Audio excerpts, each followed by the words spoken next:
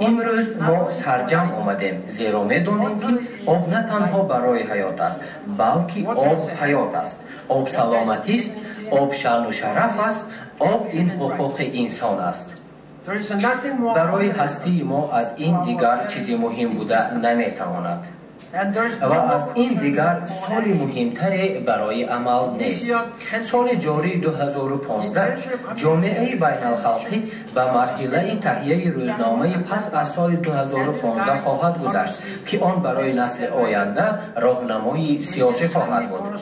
از این لحاظ وقت آن رسیده است که عهده‌داری‌های خود را نسبت به آب و سانیتری از نو دیده برآییم و امروز عیناً به مقصد موافق است.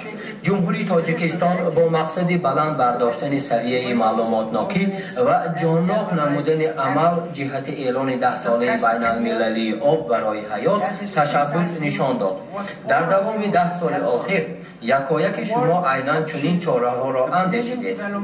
جهان به مقصدهای رشد 1000 ساله در جاده آب نوشاکی تازه و باثبات 5 سال پیش از مهلت نائل گردید. در دوره یک نسل 2 از 10 3 میلیارد نفر آدمان یعنی از یک حصه اهل بشر به سرچشمه‌های بهتر کرده شده آب نوشاکی دسترسی پیدا نمود. اسامبله گنرالی سازمان ملل متحد دسترسی به آب نوشاکی تازه و بهداشت سانیتری را همچون حقوق انسان اعلام نمود.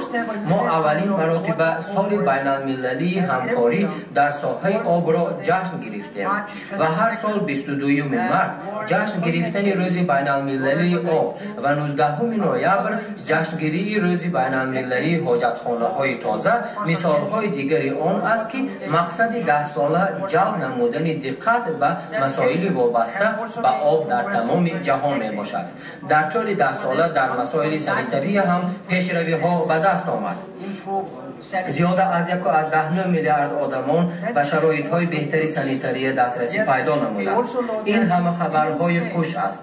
نوابسته از این ما حالا هم میدانیم که حتی امروز در عصر 21 تقریبا 2.5 میلیارد آدمان به شرایط ضروری سانیتری دسترسی ندارند.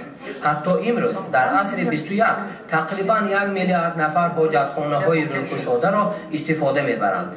حتی امروز در عصر 21 تقریبا 1000 کودک سنش تا 5 ساله هر روز از سبب آمیخته زهرآلود آب نوشاکی غیر جوابگوی استانداردها حالت بدی سانیتری و گیگین حیات خود را از دست می‌دهد. تامینات نامکمل آب و سانیتری و کشورهای جهان در یک سال 260 میلیارد دلار ضرر می‌رساند و تنها پس از 10 سال از همین جانب 1.8 میلیارد آدمان در منطقه‌های دارای ذخیره‌های نهایت محدود آب زندگی نموده از 2 نفر می‌تواند در شرایط نارسایی آب قرار داشته باشد.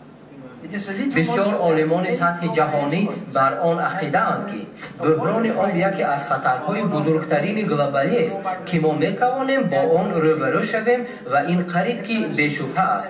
عالی جنابان، خانمان و جنابان، این منطقه آسیای مرکزی می باشد و از آن بیرون فشار به ذخیره‌های آبی بلند شده ایستاده است. باید ذکر کرد که آب اینچنین نیروی پیوندگر باید باشد.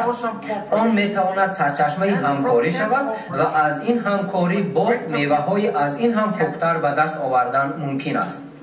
سرجم نمودن مردم آید به آن که چگونه آنها میتوانند ذخیره‌های محدود و گرانبها را با هم بینند.